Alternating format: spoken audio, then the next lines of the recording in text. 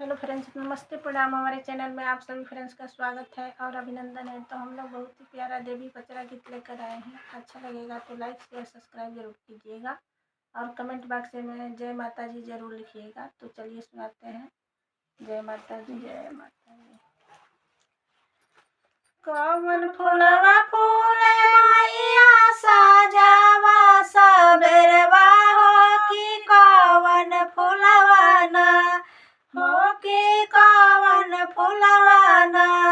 फूले ठीका दोपहरिया हो कि कौन फूलवा ना फूले ठीका दोपहरिया हो कि कौन फूलवा ना बेला चमेली फूला साजावा सबेरवा हो कि अड़उल फूलवा ना फूले ठीका दोपहरिया हो कि अड़उल फूलवा ना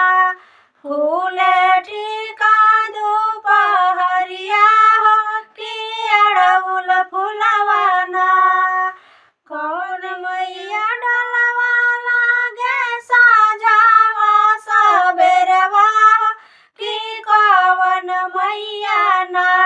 लागे ठीका दोपहरिया हो कि कौन मैया ना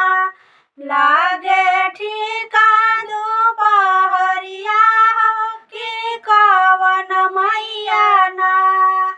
शीतले मैया डलवा लागे साजावा सबेरवा हो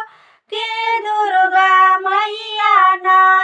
लागे ठीका दोपहरिया हो कि दुर्गा मैया ना लागे ठीका दोपहरिया हो कि दुर्गा मैया ना कौन मैया डलवा लागे लाला पियरो हरवा हो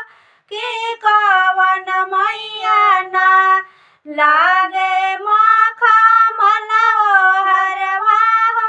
कि कौन मैया ना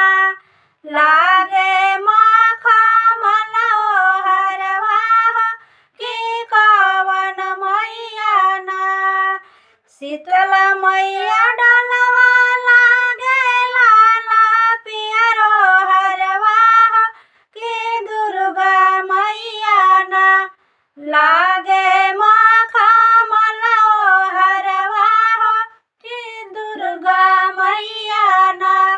लागे माखा मलहो हरवा हो कि दुर्गा मैया ना शीतल मैया डलवा लागे लाला पियरो हरवा हो